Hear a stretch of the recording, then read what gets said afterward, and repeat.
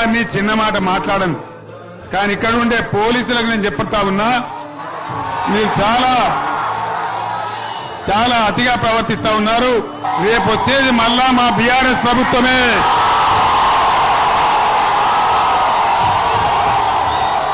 మీరు అతి ప్రవర్తన చేస్తే మట్టుకు మళ్ళా వచ్చేది బీఆర్ఎస్ ప్రభుత్వమే. జాగ్రత్త.